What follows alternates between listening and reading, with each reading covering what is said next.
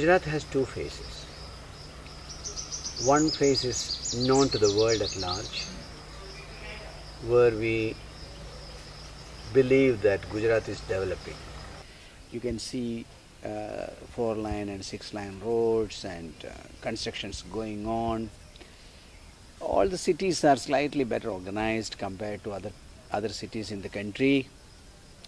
So from that angle, Gujaratis have done well.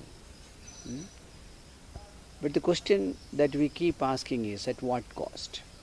If Ahmedabad is developing at this rate, what is the level of electricity that Ahmedabad is consuming, level of water that it is consuming? So the consumption level has really gone up in every city. So industrialization and urbanization is a kind of an obsession for Gujarat. Investment is their obsession, that everybody should come and invest. And investment is demanding land, investment is demanding water, investment is demanding electricity, energy. So all these demands are being met at the cost of the rural people. So during the travel we have seen many mining areas where mining is taking place without taking the local people into confidence, and agitations are building up against these mining companies. We have seen many dams being constructed, one after the other, all for thermal power plants. So thermal power plants and hydroelectrical projects.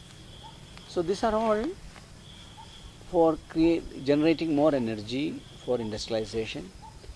The entire coastal area in Saurashtra, to some extent in Kutch, are given out to larger companies to come and take all the resources.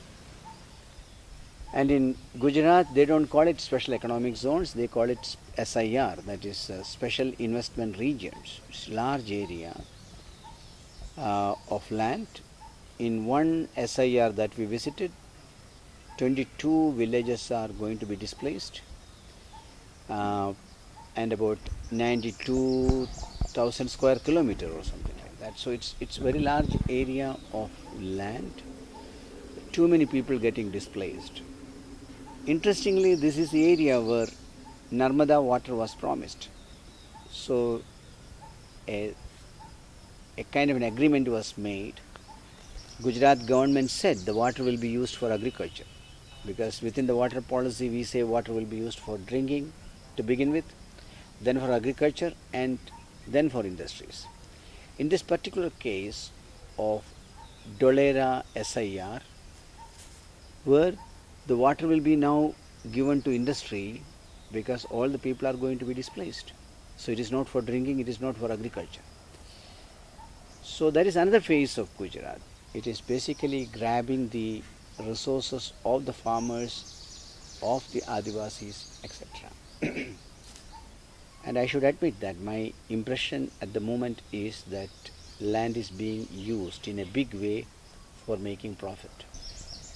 Now let us take one by one. The Forest Rights Act is not implemented properly. There is no enthusiasm in Gujarat for implementing Forest Rights Act. There are too many nomads. The Maldhari, Rabari are all nomads, and government of Gujarat has no plan to look into their problems. All the grazing ground is taken by powerful people, and also for developing infrastructure. Where are these Maldharis going to go? Because their only way of making a living is by looking after the cattle, and cattle need grazing ground, and grazing ground is disappearing very fast because industries are coming on the grazing ground. What will happen to fisher folks if the entire coastal area is given out to larger companies and also for special economic zones? Then what will happen to the fisher folks? And I have seen Dalits are in very bad condition. So in one or two meetings, it was very painful to see in a developing Gujarat, the Dalits are in such a difficult condition. There's one example where the Dalits were driven out of their village, and they are living in front of the Tehsil office for the last 3 years. and no government took any interest to send them back because they are driven out by the powerful lobbies. So if the government wants, they can take interest to send them back. That was not done. Their demands are not met. They are not rehabilitated somewhere else. So Dalit atrocities are very high in some districts of Gujarat. And how can people fight all these multinational national companies when the government is on their side? Gujarat has a small problem of communal tension. It used to be very huge once upon a time. Now I can say it is not as huge, but the wounds are still there. The Godra wounds are still there, and the minorities have fear in their mind always that we will be treated differently, whether this is Muslim minority or Christian minority or any other minority groups. They feel that we are not treated like equals. So it's a very difficult time for Gujarat. But let me appreciate that there are so many good organizations in Gujarat, very well organized, and they are also networking. They are also networking very strongly. So we have all our appreciation for the good work that is being done by voluntary organizations and mass organizations, mass-based organizations in Gujarat. We also have great appreciation for the tribal leadership.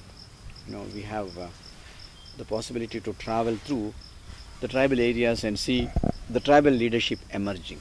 Many educated young people who had the opportunity because of Nai Talim schools across Gujarat, all of them are now playing leadership. They are doctors, they are lawyers, they are very well placed in life, but they have a special interest for their own community.